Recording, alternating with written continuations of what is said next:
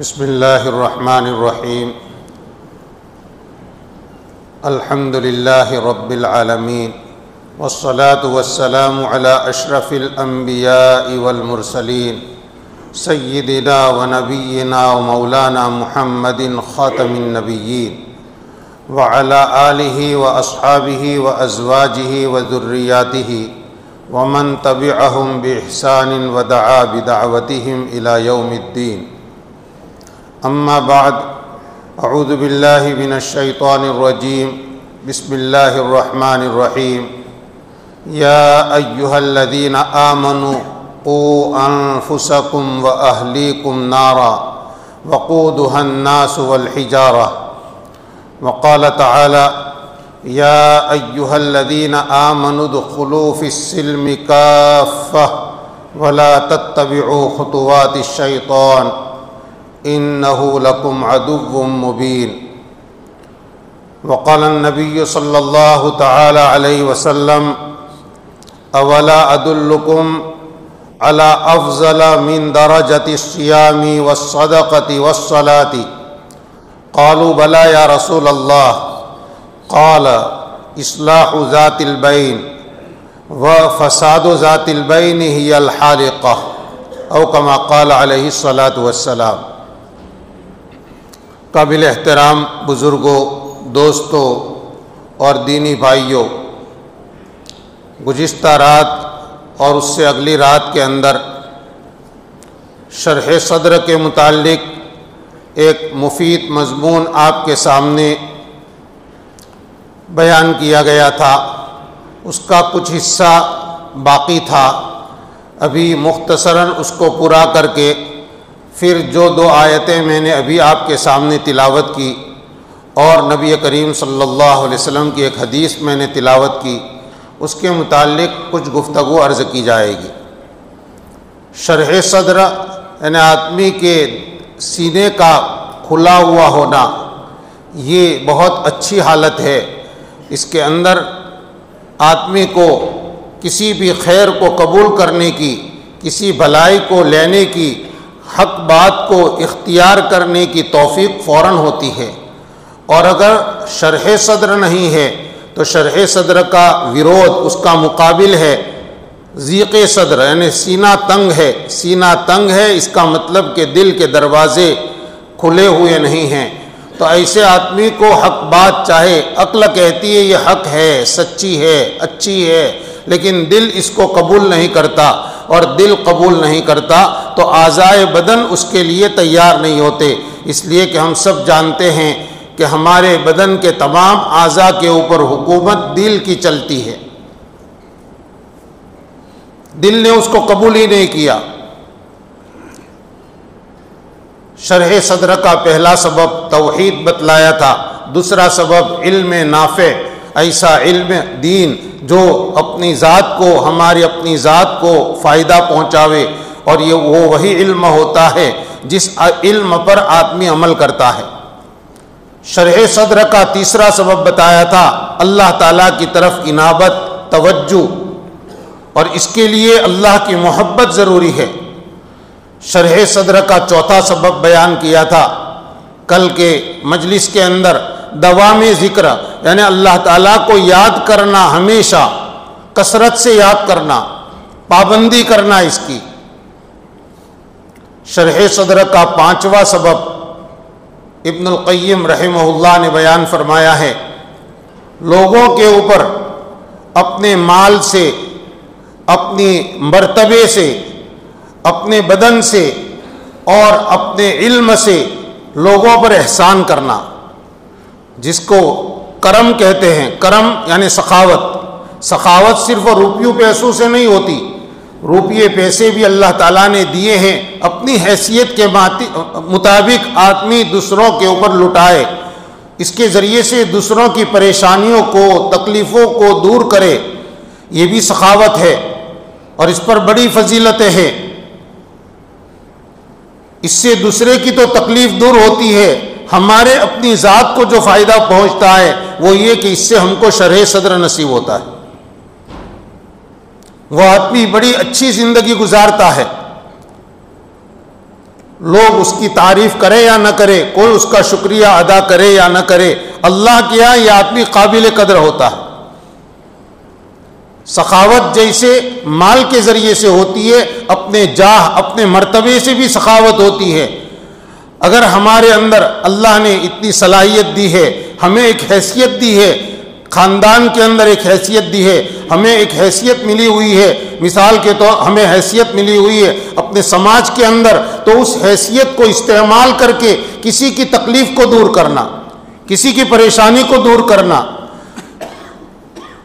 دو آدمیوں کے اندر آپس میں رنجش ہے، ان کے درمیان میں کچھ غلط فہمیاں ہیں، کوئی اختلاف ہے دو جماعتوں میں، اس کو دور کرنے کے لیے اپنے مرتبے منصب کو، اپنی وجاہت کو استعمال کرنا، یہ بھی سخاوت کی ایک قسم ہے۔ یہاں پیسہ ایک خرچ نہیں ہوگا، کچھ وقت جائے گا، کچھ محنت کرنی پڑے گی، آرام کا وقت ہے، دھندے کا وقت ہے، لیکن نہیں، ایک اہم مقصد کے لیے ہم اپنے وقت کی قربانی دے رہے ہیں۔ میرے بھائیوں، اس میں چاہے کامیابی ملے یا نہ ملے، آپ نے تو اپنی محنت کر کے اللہ کے ہاں اپنا اجر لکھا دیا، اور دنیا میں جو فائدہ ہوگا وہ یہ کہ اس کی وجہ سے شرح صدر، دل کے اندر اللہ تعالیٰ وسعت عطا فرمائیں گے۔ اللہ تعالیٰ نے بدن میں طاقت دی ہے، اپنے طاقت کے ذریعے سے ہم کسی کی خدمت کر سکتے ہیں، کسی کمزور کی مدد کر سکتے ہیں، اپنی طاقت کو استعمال کر کے، تو یہ بدن کے ذریعے سے آدمی سخاوت کر رہا ہے، یہ بھی کرم کے اندر داخل ہے۔ یہاں بھی ایک پیسہ استعمال نہیں کرنا ہے۔ ہم سمجھتے ہیں کہ سخاوت تو صرف مالدار آدمی ہی کر سکتا ہے، نہیں، اللہ نے آپ کو طاقت دی ہے، آپ کے اڑوس پڑوس میں محلے میں کوئی کمزور آدمی ہے، اس کو پانی لا کر دے دو، اس کی ضرورت کی چیز بازار سے لا کر دے دو، یہ بھی سخاوت ہے۔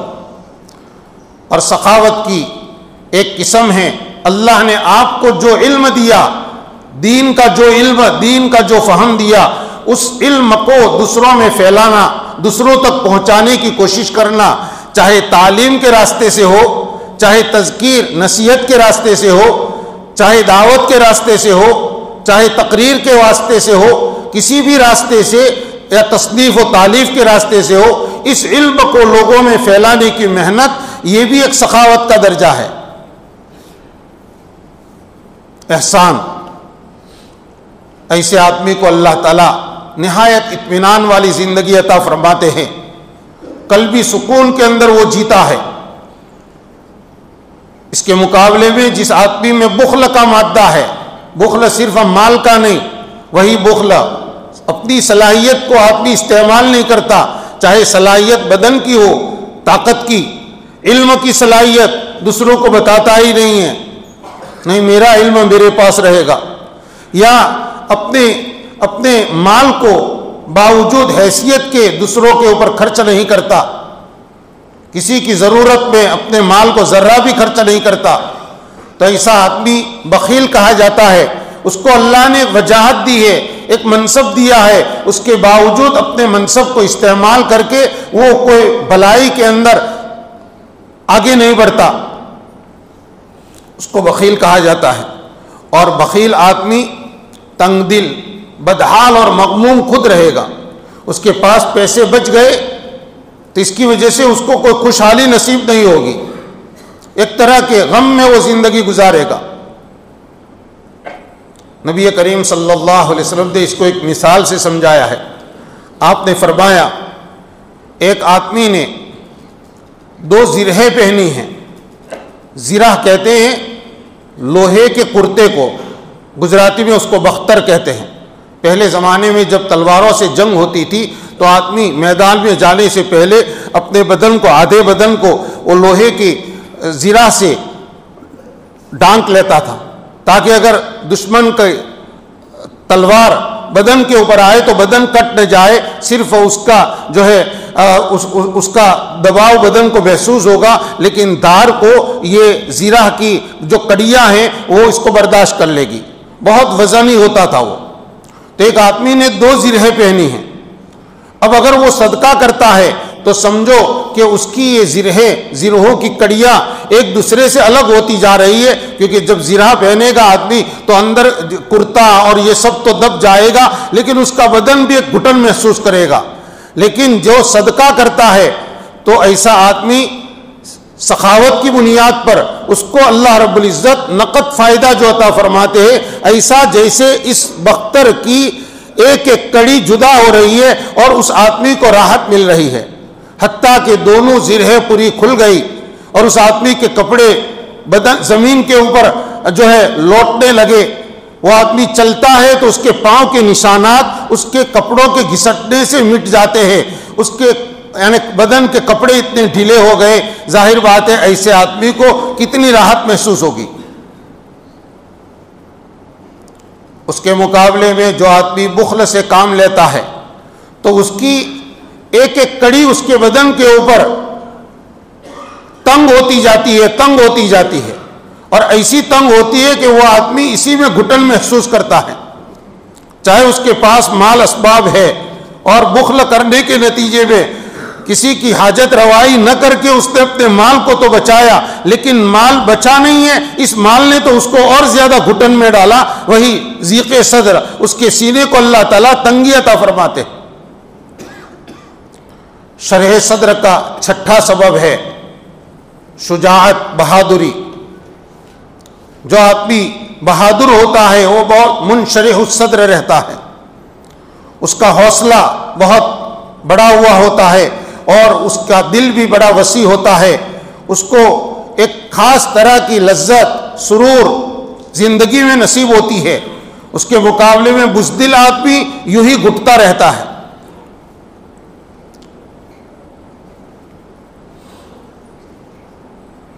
دل میں وسعت اور شرح صدر کا ساتواں سبب ابن القیم رحمۃ اللہ علیہ نے بیان فرمایا ہے کہ جتنی بھی صفات کو شریعت نے صفات مذمومہ قرار دیا ہے، یعنی جن کو بری حالت، بری صفتیں قرار دیا ہے، ان تمام سے اپنے آپ کو، اپنے دل کو بچانا۔ مختلف مجلسوں میں صفات ذمیمہ، اخلاق رذیلہ کو بیان کیا جا چکا ہے۔ وہ بیماریاں جو دل کو لگتی ہے، کل بھی اس کا ذکر آیا تھا، حسد ہے، کینہ ہے، حرص ہے، بخل ہے، اسی طرح سے دنیا کی محبت، مال کی محبت، لمبی امیدیں، یہ سب چیزیں، یہ ان سے اپنے دل کو جو آدمی پاک کرے گا اسی آدمی کو شرح صدر نصیب ہوگا، جس نے ان میں سے یہ 11-13 جو رذائل ہیں ان میں سے سب کو، بعض کو اپنے دل میں جگہ دی۔ وہ آدمی یہ تمنا کرے کہ میرا سینہ چوڑا ہو جائے اور میرے اندر اللہ تعالیٰ شرح صدر عطا فرمائے، نہیں ہو سکتا ہے۔ اسی کے لیے تزکیہ بتایا جاتا ہے کہ آدمی تزکیے کے اندر لگے، اپنے دل پر محنت کرے، اور تزکیے کے لیے یہی ہے سوچنا کہ میں کیوں اپنے دل کو گندا کروں۔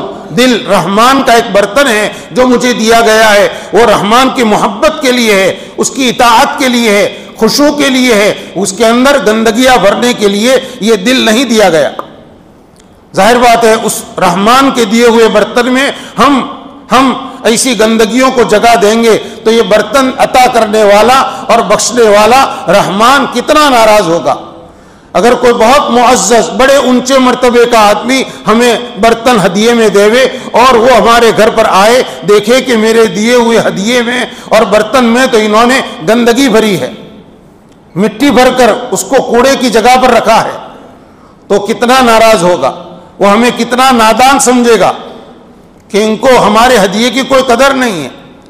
آدمی ایسی چیزوں کو، ایسی ہدیوں پر تو سٹیکر لگا کر اور لکھ کر تاریخ کے ساتھ اپنے یہاں شوکیس میں رکھتا ہے کہ فلاں نے ہم کو فلاں موقع پر ہم کو یہ تحفہ دیا تھا۔ اس کو کبھی سال میں ایک مرتبہ بھی استعمال کے لیے نہیں نکالتا، اس کو یادگار بنا دیتا ہے۔ رحمان کا برتن ہے یہ دل، یہ دنیا کی ان حقیر چیزوں کو بھرنے کے لیے نہیں، بلکہ اللہ کی محبت، اللہ کی عظمت، اس کی خشیت کو بھرنے کے لیے ہے۔ اخلاق حمیدہ جن کو کہتے ہیں۔ 8ویں چیز شرح صدر کی کا آخری اور 8واں سبب جو حافظ ابن القیم رحمۃ اللہ علیہ نے بیان فرمایا ہے، اللہ تعالیٰ ان کو جزائے خیر نصیب فرمائے، ایسی بات بیان فرمائی ہے انہوں نے 7ویں اور 8ویں سبق میں کہ ہمارے یہ آج 10ویں رات ہے، پچھلی 9 راتوں میں جو کچھ بھی اللہ تعالیٰ نے کہلوایا اور آپ حضرات نے بڑی توجہ سے سنا، اس پورے کا خلاصہ اس میں انہوں نے لے لیا ہے۔ فرماتے ہیں کہ آدمی غیر ضروری چیزوں کو دیکھنے سے اپنے آپ کو بچائے، غیر ضروری کاموں سے اپنے آپ کو بچائے، غیر ضروری باتوں کو سننے سے اپنے آپ کو بچائے، یہ سب پرہیز ہے۔ غیر ضروری چیزوں سے، غیر ضروری کاموں سے اپنے کو بچانا، غیر ضروری باتوں کو سننے سے، بے فائدہ کام، بے مقصد کام کرنے سے، حتیٰ کہ بے مقصد کسی سے ملنے جلنے سے بچے۔ بے مقصد ملنا جلنا، یوں ہی ہمارے گھنٹے ضائع ہو رہے، کوئی مقصد نہیں، بس ایران توران کی باتیں چل رہی ہے، اور وقت گزاری کے لیے بس کوئی بھی موضوع ہاتھ میں آ گیا، کسی ٹاپک کے اوپر ہمارا 1 گھنٹہ 1.5 گھنٹہ گزر گیا، کوئی مقصد نہیں اس کے پیچھے۔ بے مقصد ملنا جلنا چھوڑے، بے مقصد کھانا پینا چھوڑے، یعنی کھانے پینے میں تعیش نہ ہو، تعیش۔ ہاں، شیطان کبھی اس راستے سے آدمی کو دھوکہ دیتا ہے۔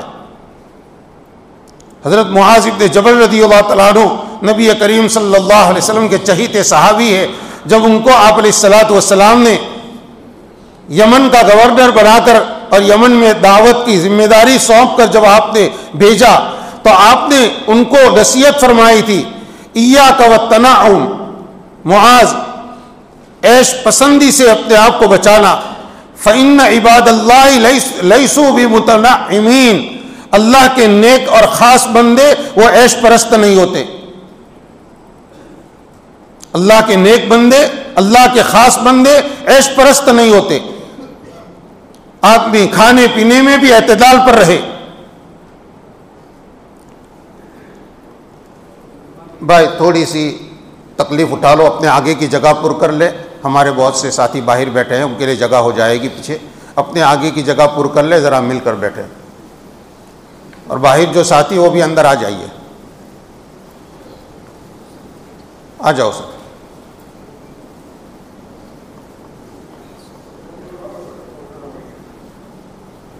ادھر کونے کے اندر داہنی طرف میں کونے میں کچھ جگہ ہے، آ جاؤ، تھوڑے آگے بڑھ جاؤ بھائی۔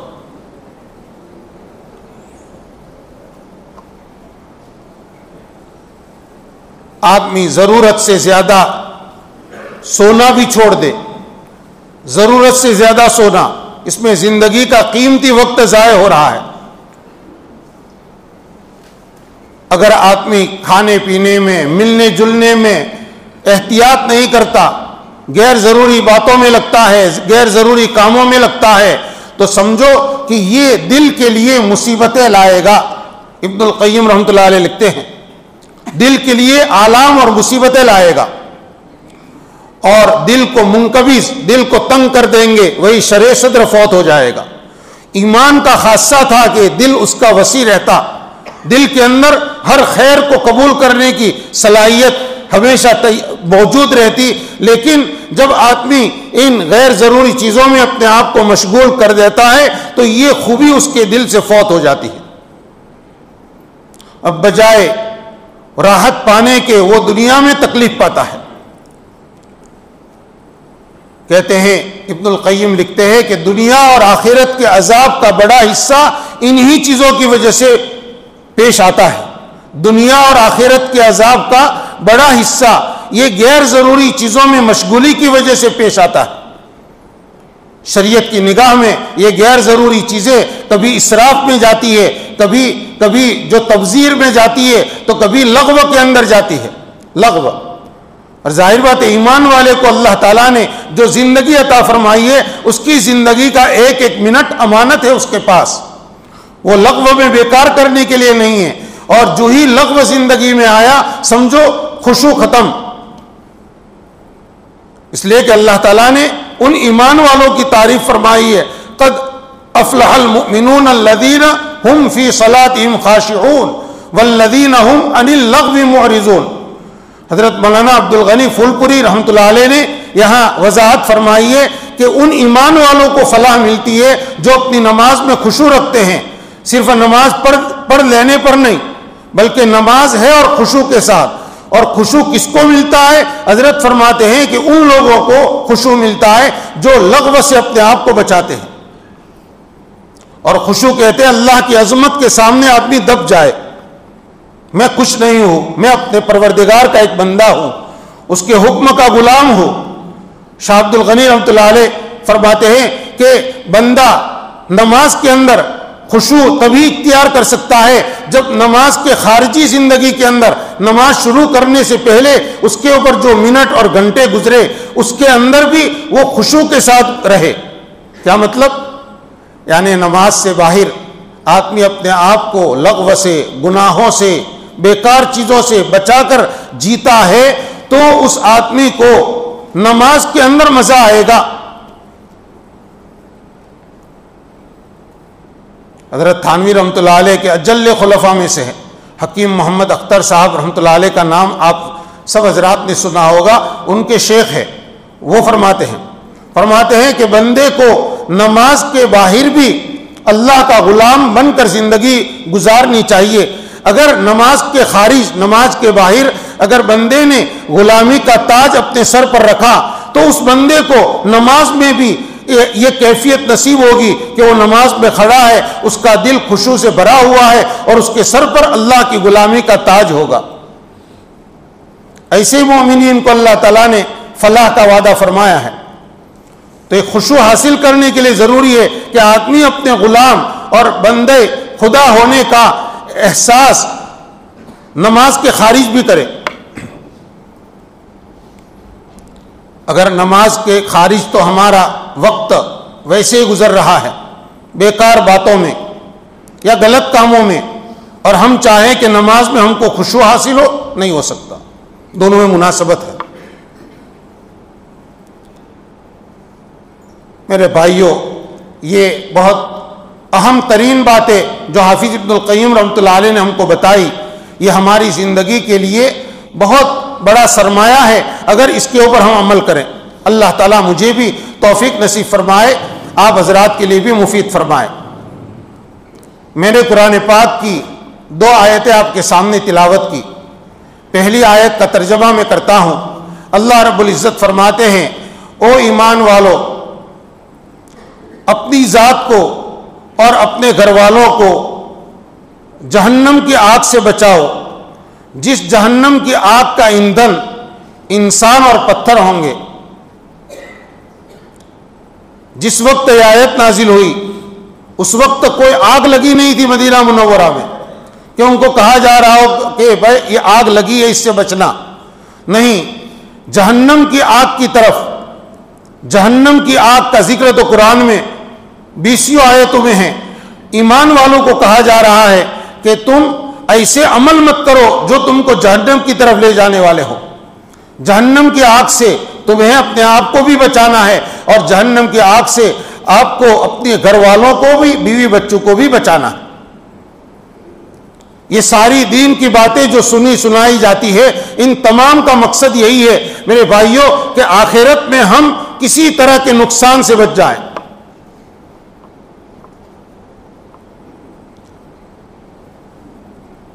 اللہ تعالیٰ ارشاد فرماتے ہیں، قد خسر الذین خسروا انفسهم واہلیہم یوم القیامہ۔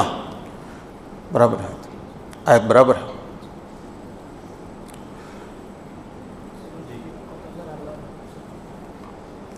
نقصان انہی لوگوں نے اٹھایا جنہوں نے، یعنی حقیقت میں نقصان اٹھانے والے وہی لوگ ہیں جنہوں نے اپنی ذات کو اور اپنے اہل و عیال کو قیامت کے دن نقصان پہنچایا۔ دنیا میں نقصان پہنچانے والے حقیقتاً، دنیا میں نقصان اٹھانے والے حقیقتاً نقصان پانے والے نہیں ہیں۔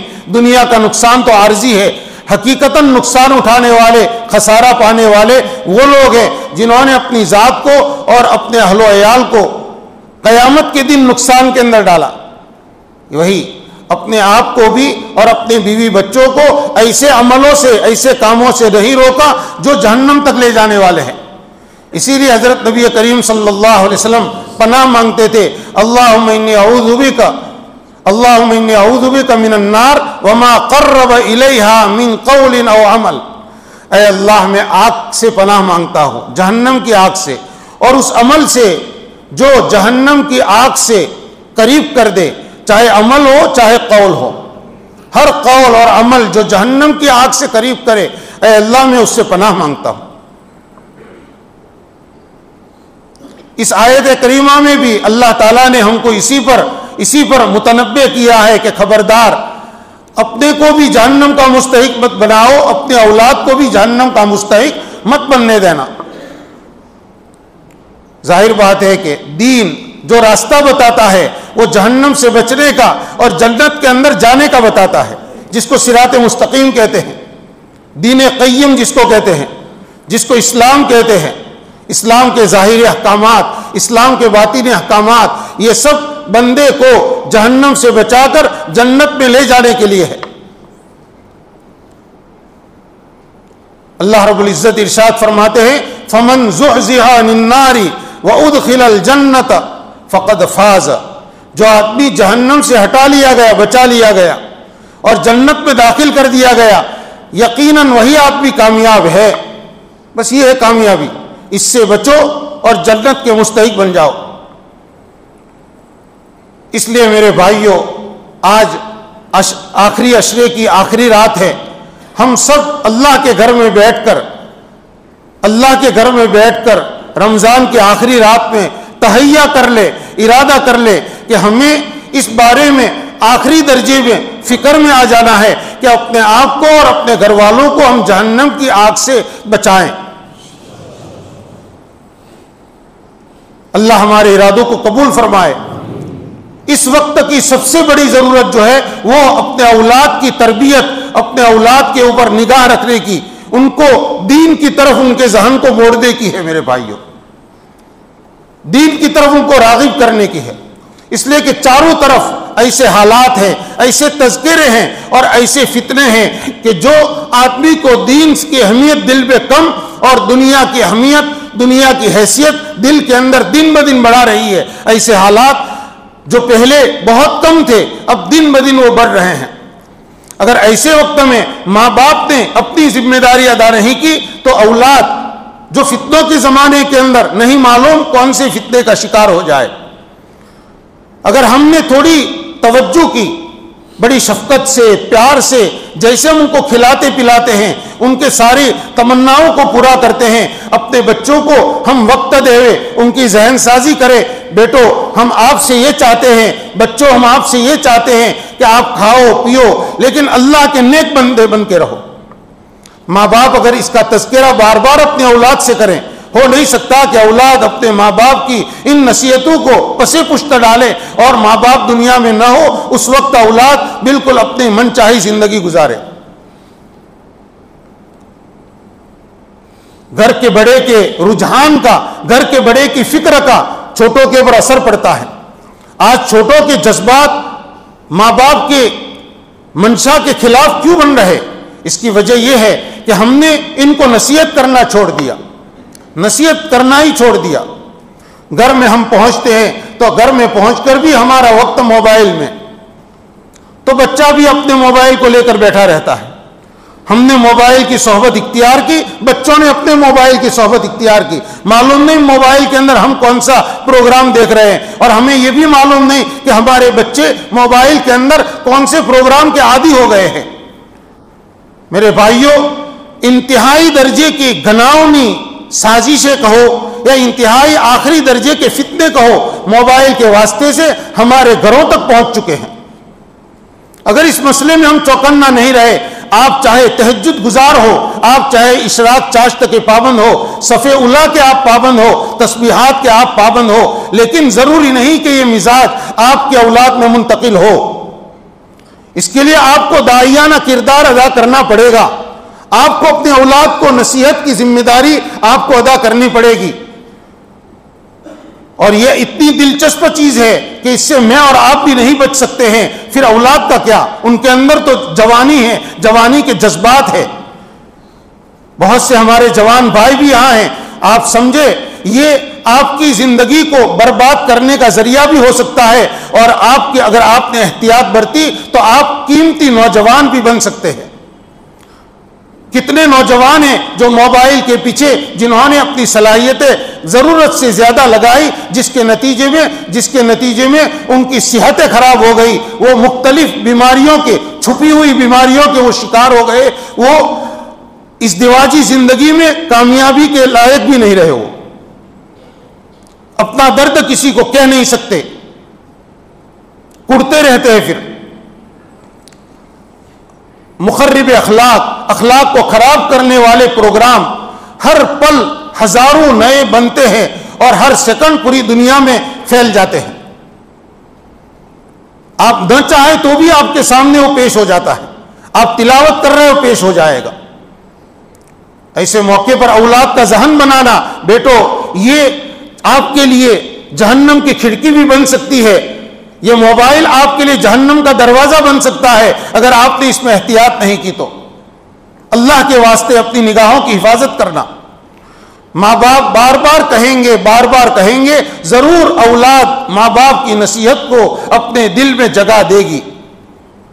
آج کا المیہ یہ ہے کہ ماں باپ اپنی اولاد کو وقت ہی نہیں دیتے، 2-5 منٹ نصیحت کے لیے بھی وقت نہیں دیتے، اس لیے کہ جو فرصت کا وقت ہے اس میں والد کے پاس بھی فرصت نہیں ہے، وہ اپنے موبائل میں مشغول ہے، باتوں میں یا پروگرام دیکھنے میں، مختلف چیزیں دیکھنے میں، پڑھنے میں، اور اولاد مختلف چیزوں کو، وہ چاہے گھر پر آپ کے سامنے نہ دیکھیں، تنہائیوں کے اندر اور تنہا جگہوں کے اندر بیٹھ کر ایسی چیزوں کی اگر عادت بن گئی تو یہ بہت مشکل ہوگا، ان کی دنیا کی زندگی بھی خطرے میں پڑے گی اور ان کی آخرت تو تباہ ہوگی ہی۔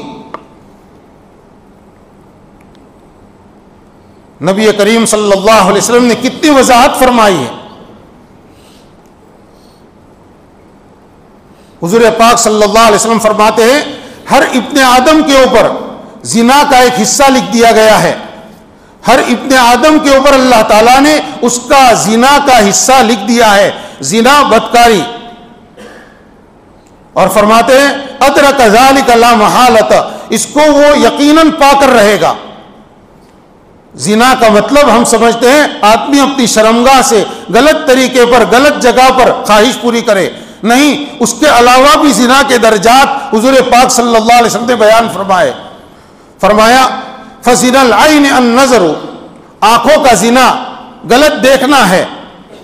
بتائیے دن میں کتنے منٹ ہماری آنکھیں زنا میں مبتلا رہتی ہے؟ چاہے آپ بڑے زنا سے بچے ہوئے ہو، لیکن اگر آنکھوں کی بد نظری میں مبتلا ہے، چاہے موبائل کے پروگرام میں ہو، چاہے اور باہر عورتوں کو دیکھنے کے اندر، تو میرے بھائیوں یہ آنکھوں کا زنا ہے۔ میں نہیں کہہ رہا، پیارے نبی صلی اللہ علیہ وسلم فرما رہے ہیں، اس لیے آپ نے 1450 سال پہلے فرمایا تھا تاکہ ہم اپنی نگاہوں کے بارے میں چوکن نہ رہیں۔ آنکھوں کا زنا، کیا ضرورت پڑ گئی کہ کسی ایسی عورت کی ویڈیو ہم دیکھیں جو ہمارے سامنے دنیا کی یا ملک کی خبریں پیش کر رہی ہو؟ اگر اس خبر کو ہم نے نہیں بھی سنا، اس سے ہم کو معلومات حاصل نہیں ہوئی، تو اس سے کون سا نقصان ہو جانے والا ہے؟ ہم یہ سمجھتے ہیں کہ پل پل کی خبریں ہمیں معلوم ہونی چاہیے اور پوری معلوم ہونی چاہیے، چاہے اس خبر کو پیش کرنے والا کوئی بھی ہو۔ ہم یہ نہیں دیکھتے کہ خبر سے پہلے تو ہم آنکھوں کی زنا میں مبتلا ہو گئے۔ یہ تو میں خبر کی بات کر رہا ہوں، بہت فاحش قسم کے پروگرام مفت میں مل جاتے ہیں، اب اس میں اگر ہم نے اپنی نگاہوں کو مشغول کیا، سمجھو اتنے منٹ ہمارے آنکھوں کی زنا میں مشغول ہوئے۔ اور آنکھ دل کے لیے کھڑکی ہے، کھڑکی کے باہر دعا ہوگا تو اندر بھی دعا آئے گا، کھڑکی کے باہر خوشبو ہے تو اندر خوشبو آئے گی۔ تو آنکھوں کی کھڑکی کے سامنے جو آیا وہ دل میں گیا، اور دل میں جو گیا دماغ اس میں مبتلا ہوا، اور وہی حکومت پورے بدن کے اوپر ہے، پھر بدن سے وہی ہونا ہے۔ پھر اللہ ہم سب کی حفاظت فرمائے۔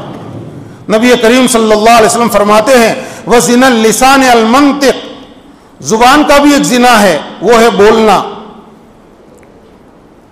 آدمی نامحرم عورتوں سے گفتگو کرے، فون پر کرے، ابھی نکاح نہیں ہوا، صرف منگنی رشتہ ہوا ہے اور ان سے بے تکلفی ہو رہی ہے، گفتگو ہو رہی ہے، کس کی آواز کان سن رہے ہیں، اس کی جس سے ابھی نکاح نہیں ہوا، نکاح سے پہلے کوئی لڑکی حلال نہیں ہوتی ہے، اس سے بات کرنا جائز نہیں ہے، اس کی آواز سننا جائز نہیں ہے۔ ماں باپ نے اس کے اوپر کوئی توجہ ہی نہیں کی، اس کو گناہ نہ وہ سمجھتے ہیں نہ بچہ سمجھ رہا ہے، ماں باپ نے اس کو گناہ سمجھایا بھی نہیں۔ جس نکاح کی بنیاد ایسے فاحش کلام کے اوپر ہو، ایسے غلط محبت کے اوپر ہو، کیا اس نکاح میں برکتوں کی امیدیں کریں گے آپ؟ اس نکاح سے کیا سکون ملے گا؟ میرے بھائیوں، اپنے جذبات کو تھوڑا قابو میں رکھیے۔ جوانوں کو چاہیے تھوڑا اللہ کا خوف دل میں پیدا کرو، نہیں میرے خدا کے حکم کے خلاف ہے، میں ایمان والا ہوں، اللہ کے نبی صلی اللہ علیہ وسلم کا میں غلام ہوں، میں کیوں ایک حرام کام میں اور حرام کام سے لذت حاصل کروں؟ حضور فرماتے ہیں کہ زبان کا زنا بولنا ہے، اور ایک دوسری روایت میں ہے وَالْيَدَانِ يَزْنِيَانِ، دو ہاتھ بھی زنا کرتے ہیں۔ نامحرم عورت کو ہاتھ لگایا، چھونا کسی بھی شکل میں ہو، دونوں پیر بھی زنا کرتے ہیں۔ فرمایا کہ اسی طرح سے منہ بھی زنا کرتا ہے، اور جو ہے بدن کے دوسرے اعضاء۔ تو آپ علیہ السلام نے کھول کر یہ جو صورت بتائی ہے اس لیے تاکہ ہم اپنے بدن کو کسی بھی بے حیائی میں مبتلا نہ ہونے دیں، بدن کے کسی عضو کو بے حیائی میں مبتلا نہ ہونے دیں۔ اس لیے دیکھیں موبائل کا بڑا نقصان جو ہے، آدمی کی قوت فکریہ اس سے ختم ہو جاتی ہے، سوچنے کی صلاحیت ختم ہو جاتی ہے۔ جب آدمی غیر ضروری چیزیں دیکھے گا، حادثات جب دیکھے گا، حادثات کے منظر، ایکسیڈنٹ کے منظر دیکھے گا، فلاں نے فلاں کو اس طرح مارا، یا فلاں نے فلاں کا ایکسیڈنٹ یوں ہوا، اور لائیو کے نام سے آدمی خود لائیو ہو جاتا ہے۔ پھر اس سے کیا ہوتا ہے؟ خوف دماغ پر طاری ہوتا ہے، پھر ویسے ڈراؤنے خواب آتے ہیں، پھر یا ایسے ڈراؤنے اور خطرناک قسم کے خیالات آتے ہیں، فسادات کے منظر دیکھ رہے ہیں، عورتوں کو دکھا رہے ہیں، اور خود نہیں کتنوں کو دکھا رہے ہیں بھیج کر۔ اس سے خوف کے سوا کچھ نہیں ہوگا، مایوسی کے سوا کچھ آپ کو نہیں ملے گا۔ تو ایک تو قوت فکریہ ختم ہو جاتی ہے۔ حسن زیات نے لکھا ہے جو قوم فکری طور پر غلام ہو جاتی ہے وہ جسمانی غلامی سے بھی بدتر ہے۔ فکری غلامی یہ جسمانی غلامی سے بھی بدتر ہے۔ غیر ضروری چیزیں دیکھنے سے مایوسی اور خوف پیدا ہوتا ہے، اور بعض مرتبہ وہی بے حیائی کا آدمی شکار ہو جاتا ہے، غلط عادتوں کا شکار ہو جاتا ہے، پھر زندگی پر پچھتاتا رہتا ہے۔ اس لیے اس سے اپنے آپ کو بچانا ہے۔ اور یہ موبائل کی لت جو ہے یہ صرف جوانوں کے لیے میں بات نہیں کہہ رہا ہوں، یہ ہم لوگوں کے لیے، بڑے بوڑھوں کے لیے بھی ہے، چھوٹوں کے لیے بھی ہے، اور جوانوں کے لیے بھی ہے، مردوں کے لیے بھی ہے، عورتوں کے لیے بھی ہے۔ ہماری تعلیم حاصل کرنے والوں کا ذہن سارا تعلیم سے یہ موبائل ہٹا دے گا اگر اس کے استعمال میں کنٹرول نہیں رکھا تو۔ کتنے لوگ ہیں جو اپنے یونیورسٹی میں، اپنے کالج کے اندر ٹاپ میں آتے ہیں، ان کے انٹرویو اخباروں میں آتے ہیں، وہ کہتے ہیں ہمارے پاس اینڈرائڈ موبائل ہے ہی نہیں، ہم ضرورت کے لیے سادہ موبائل استعمال کرتے ہیں۔ ان کا سارا وقت، ہمارا جتنا وقت موبائل کے پیچھے جاتا ہے ان کا اس سے کئی گنا زیادہ وقت صرف پڑھنے میں جاتا ہے، تو ان کی صلاحیتیں بنتی ہے، وہ پورے ملک میں، پورے صوبے میں وہ ٹاپ پر آتے ہیں۔ آج ہماری صلاحیتیں اسی کے اندر لگ گئی، کیونکہ ہمارے سارے اوقات پڑھنے کے، ریسرچ کے، یاد کرنے کے، ہوم ورک کے، اسباق یاد کرنے کے، سارے اوقات اس کے نظر ہو گئے۔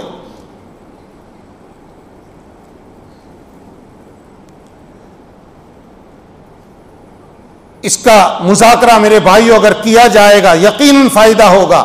دیکھیے کسی سے ہم موبائل چھین لیں یہ علاج نہیں ہے، یہ علاج نہیں ہے، بس اس کے استعمال کو آپ بتائیے بھائی اس کا استعمال صحیح کرو۔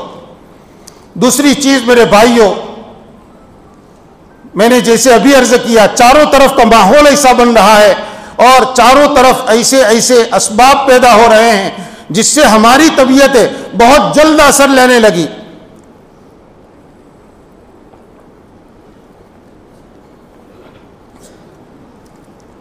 ہمارے چھاپی حلقے کے بہت سے دوسرے دیہات کے حضرات بھی موجود ہیں. جب حلقے کے اصلاحی جماعت کے ساتھی جمع ہوتے ہیں، ہمیں بھی اس میں شرکت کا موقع ملتا ہے، تو جو مذاکرے ہوتے ہیں اور ساتھی جو کارگزاری سناتے ہیں، ہر وقت یہ بات آتی ہے اور بڑی درد سے ساتھی یہ بات رکھتے ہیں. ہر گاؤں کا یہ حال ہے کہ تیزی کے ساتھ ہمارے اندر فیشن تیزی کے ساتھ آ رہی ہے، جوانوں میں بھی، مردوں میں بھی، عورتوں میں بھی. لباس کی جو سادگی ہم کو ہمارے آباء و اجداد سے ملی تھی، اور یہ آباء و اجداد کی چیز نہیں، سادگی چاہے لباس کی ہو، چاہے مکانات کی ہو، سادگی چاہے زندگی گزارنے کی ہو، یہ سادگی نبیوں کے گھرانے کی چیز ہے. اور فیشن یہود اور نصارہ کے گھرانے کی چیز ہے. تو یہ سادگی جو ہمارے پاس بہت قیمتی دولت تھی، سادگی کے ساتھ جینے والے کو خرچ بھی کم کرنا پڑتا ہے، اس کو زیادہ پیسوں کی ضرورت نہیں ہوتی، نتیجے میں اس کو قرض لینے کی ضرورت نہیں ہوتی. سادگی کے ساتھ وہ کھاتا ہے، پیتا ہے، پہنتا ہے، پہناتا ہے. یہ مزاج آج رخصت ہو رہا ہے. ہزاروں ہزار کے جوڑے بن رہے ہیں، ہزاروں ہزار کے برقعے بن رہے ہیں، ہزاروں کے برقعے. ایک مرتبہ میں اسی اصلاح معاشرہ کے مشورے میں شریک تھا. حضرت مولانا آدم صاحب نور اللہ برکتہ بھی حضرت بیٹھے ہوئے تھے. تو حضرت مولانا نے ساتھیوں سے پوچھا کہ بتاؤ برقعے کتنے ہزار کے بنتے ہیں؟ تو میں تو سوچ رہا تھا کہ 5000 زیادہ برقعے کے ہوں گے، لیکن ساتھی بتانے لگے کوئی 20 بول رہا ہے، کوئی 30 کہہ رہا ہے، اور ایک ساتھی نے کہا 50,000 روپے کا. مجھے یقین نہیں آ رہا تھا، لیکن کہا کہ نہیں، یہ بات حقیقت ہے. دشمن نے ہم کو کہاں پہنچا دیا؟ جو حجاب، جو برقع یعنی عورت کے پردے کے لیے جو تھا، اس برقعے کو ہی بے پردگی کا ذریعہ بنا دیا. ہمیں اپنی ماں بہنوں کو یہ بات سمجھانے کی ضرورت ہے کہ برقع تو اس لیے ہے کہ جب گھر سے عورت نکلے تو اس کے بدن کے اوپر جو زیورات ہے، کپڑے خود بھی زینت کی چیز ہے، وہ سارا چھپ جائے. لیکن نہیں، اب تو اس میں ایسی اسٹائلیں نکلی اللہ کی پناہ کہ اس کو پہننا خود بے پردگی، اس کے اوپر اتنی زینت لائی گئی کہ اس کو برقع کہہ ہی نہیں سکتے. اس کو ڈھانک کر پھر باہر نکلنا ضروری ہو گیا، اور اس کو کمال سمجھا جانے لگا. اور اس سے آگے تمام دیہاتوں کے اندر یہ خبریں سنی جا رہی ہے. ہمارے چھاپی حلقے کے دیہاتوں کی بات میں خاص کر رہا ہوں کہ وہ برقعے جس میں بے حیائی، اس لیے کہ برقعے کا مقصد تو تھا سر سے لے کر پاؤں تک اس کو چھپانا، لیکن آنکھیں جو پورے جسم کے اندر، چہرہ اور چہرے میں بھی آنکھیں، جو خوبصورتی کا جو محل ہے اسی کو کھلا رکھا، باقی پورے بدن کے اوپر کپڑا ڈال دیا. یہ در حقیقت ہماری سمجھ کے اوپر پردہ ڈالا گیا ہے کہ برقع پہن کر بھی یہ بے پردہ رہنے والی بہن سمجھی جائے، اس لیے کہ آنکھوں میں تو سب سے زیادہ حسن ہے. یہ بات ہمیں سمجھانی چاہیے. جب ہماری بچیاں بالغ ہو جائیں تو اس وقت ان کو برقعے کا فائدہ سمجھا کر اس کے بعد یہ بتائیں کہ برقع کس کو کہتے ہیں اور کس مقصد کے لیے ہے. اور میرے بھائیوں، اس میں ذمہ داری وہی ہم کو ادا کرنی پڑے گی. کلکم راعٍ وکلکم مسئول عن رعیتہ. تم میں سے ہر آدمی نگہبان ہے، محافظ ہے، اپنے گھر کا نگران ہے، اور اس سے قیامت کے دن اپنے ماتحتوں کے بارے میں پوچھا جائے گا. اسی حدیث میں آگے ہے کہ مرد اپنے گھر والوں کے اوپر نگران ہے، قیامت کے دن اس سے ان کے بارے میں پوچھا جائے گا کہ اس نے اپنی ذمہ داری ادا کی تھی یا نہیں. اور عورت اپنے گھر کے افراد کے اوپر وہ نگران ہے، قیامت کے دن اس سے اس کے بارے میں پوچھا جائے گا. تو ماں باپ کو اپنی ذمہ داری ادا کرنا یہ اس وقت کی سب سے بڑی ضرورت ہے.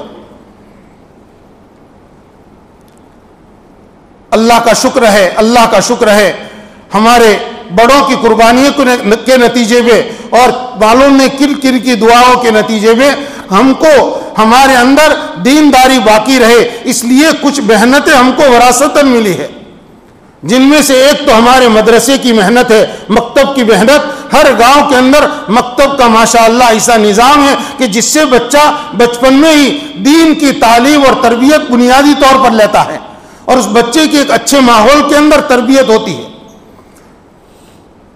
اس وقت تو بچے کو زیادہ گھومنے نہیں ملتا، آدھا وقت اس کا مدرسے میں اور آدھا دن اس کا اسکول میں گزرتا ہے، تھک کر گھر آ جاتا ہے، اور بچپنے کی عمر کی وجہ سے ماں باپ کی ماتحتی میں ہوتا ہے۔ پھر جب مکتب کی تعلیم پوری ہوتی ہے، اس سے آگے کی جو عمر ہے،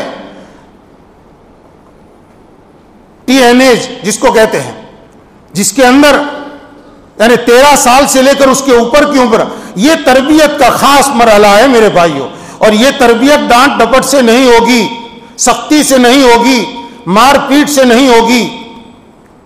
آدمی جتنا زیادہ مار پیٹ کرے گا اتنا ہی زیادہ بچہ ماں باپ سے دور ہوگا، اور ماں باپ سے دور ہو کر یا تو دوستوں کا بن جائے گا یا پھر وہی موبائل کا بن جائے گا، آپ کی بات کو قبول نہیں کرے گا۔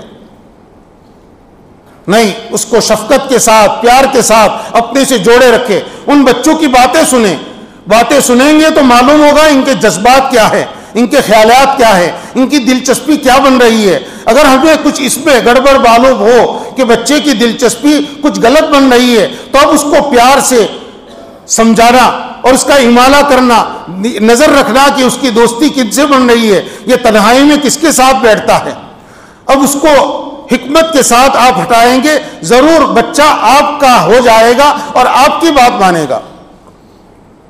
یہ تعلیم اور تربیت کا جو مرحلہ ہے میرے بھائیوں، اسی طرح ہمارے جو بچے اسکول کالجوں میں جاتے ہیں وہ تو ماشاءاللہ سمجھدار ہے، ان کو بھی چاہیے کہ وہ اپنا رابطہ مسجد وار جماعت کے ساتھ اور مسجد وار جماعت میں جو ساتھی ہے ان کے ساتھ رابطہ رکھے۔ آپ محفوظ رہیں گے، آپ کو دین کے ساتھ دنیا کا علم ملے گا، آپ کی صلاحیتیں اور اچھی ہوگی، آپ کی صلاحیتیں کام پر لگے گی۔ ایک محنت ہم کو دعوت کی ملی ہے میرے بھائیوں، دعوت کی جو محنت ہے یہ ہم سب کے اندر اور ہمارے اندر دین کی عمومی فضا پیدا کرنے کے اندر اس زمانے میں بہت مؤثر ہے، اور تقریباً 100 سال کا اس پر عرصہ ہونے آیا، تجربہ ہے۔ پوری دنیا کے علماء اور مشائخ اس کو عمومی فضا بنانے کے لیے مؤثر سمجھ رہے ہیں۔ ہر آدمی اپنی ذمہ داری سمجھے، اپنی ذمہ داری سمجھے، اور اپنی ضرورت کے پیش نظر اس کے ساتھ اپنا تعلق قائم کرے۔ یہ صرف مسجد وار جماعت کے ساتھیوں کا کام نہیں ہے، اصلاحی کام یہ اصلاحی جماعت کے ساتھیوں کا نہیں ہے صرف، بلکہ اس میں ہم سب کے سب اس کے رکن ہیں، ہم سب اس کے ذمہ دار ہیں۔ مجھے اپنی ذات کے اندر دین لانے کے لیے، میری اپنی ذات کے اندر دین داخل کرنے کے لیے مجھے تو اس کے ساتھ تعلق قائم کرنا پڑے گا۔ ہم اس انتظار میں نہ رہیں کہ کچھ ساتھی میری ملاقات کے لیے آئیں گے تب جا کر میں دین کی بات سنوں گا۔ یہ جو ہفتے میں ایک مرتبہ دین کی بات سنائی جاتی ہے کچھ فکر کی چند منٹ کے لیے، فضائل اعمال کے اندر حدیثیں ہیں، قرآن کی آیات کا مفہوم ہے، تو اس کو ہم اپنی روح کی غذا سمجھ کر روزانہ اس کے سننے کے لیے تیار ہو۔ 5-7 منٹ میں ہو سکتا ہے ہماری روح کو اس سے تازگی ملے۔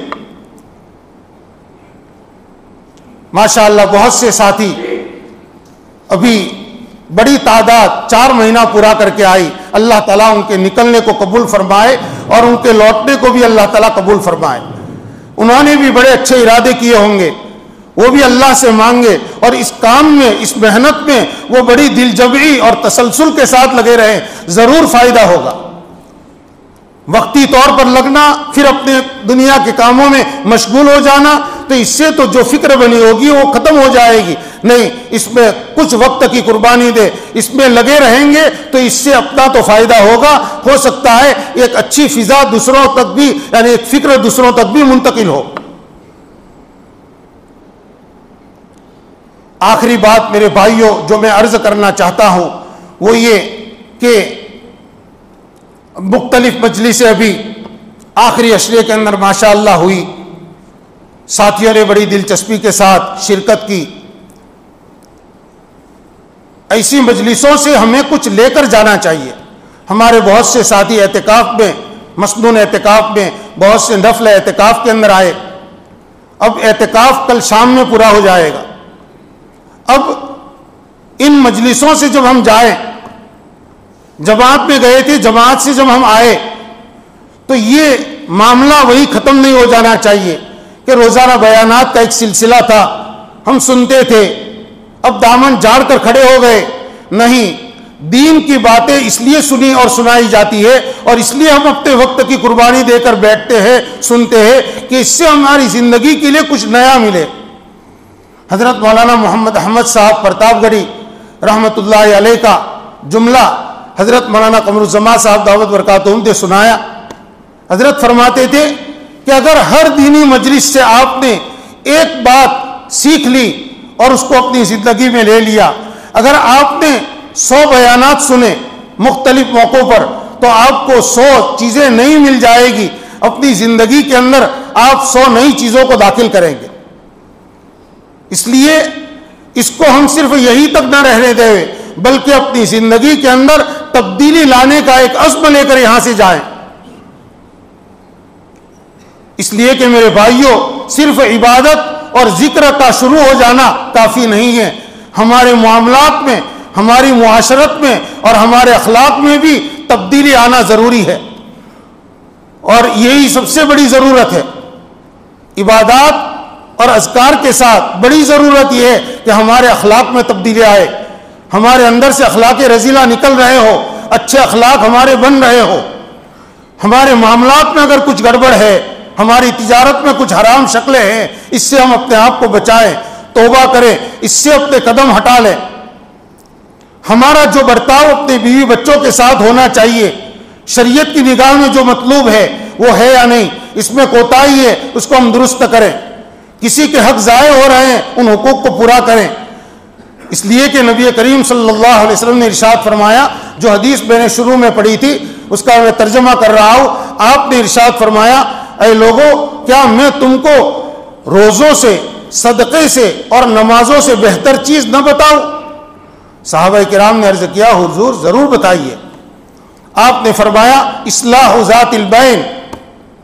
حضرت مولانا محمد منظور صاحب نعمانی رحمۃ اللہ علیہ نے اس کا ترجمہ فرمایا ہے، اپنی معاشرت کو درست کرنا. فرمایا اپنی معاشرت کو درست کرو. یہ نمازوں سے، روزوں سے اور نفل صدقات سے بھی افضل ہے. اس لیے کہ آدمی نماز پڑھے گا تو اس کا اپنے پروردگار سے رابطہ قائم ہوا، اس سے بندے کو قرب نصیب ہوگا. آدمی نے صدقہ کیا، اس کا اس کو ثواب ملے گا، اللہ تعالیٰ راضی ہوں گے. کسی نے نفل روزے رکھے تو بہت بڑا اجر ملے گا. لیکن یہ تینوں عبادتیں اللہ تعالیٰ کو راضی کرنے کے لیے ہے. لیکن معاشرت میں آدمی جن کے ساتھ تھوڑی دیر یا زیادہ دیر یا زندگی بھر جس کے ساتھ ان کو رہنا ہے، ان کے ساتھ کا جو برتاؤ ہے، اس میں جو شریعت نے جو احکامات بتائے ہیں، اگر وہ پورے نہیں کیے تو اللہ تعالیٰ تو ناراض ہوں گے، لیکن اللہ کے بندوں کو تکلیف ہوگی. بیوی کو تکلیف ہو رہی ہے، ماں باپ کو ہمارے برتاؤ سے تکلیف ہو رہی ہے، ہماری اولاد کو ہمارے برتاؤ سے تکلیف ہو رہی ہے، ہمارے پڑوسیوں کو ہمارے برتاؤ سے تکلیف ہو رہی ہے. تو کیا ہوا؟ اللہ کے بندوں کے حق ضائع ہونے لگے.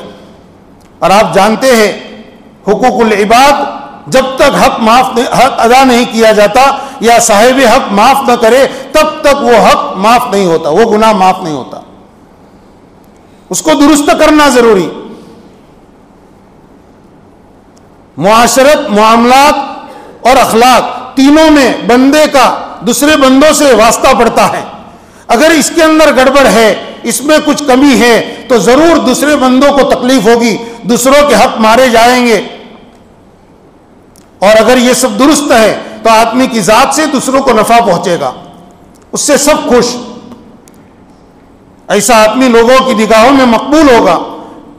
کتنے لوگ ہیں ان سے ان کے گھر والے پریشان ہیں، ان کے برتاؤ سے، ان کے حقوق پورے ادا نہیں کر رہے یا ان سے اچھی طرح بات نہیں کرتے. کتنے لوگ ہیں ان سے ان کے ماں باپ پریشان ہیں، اور کبھی ماں باپ کے برتاؤ سے اولاد پریشان ہوتی ہے.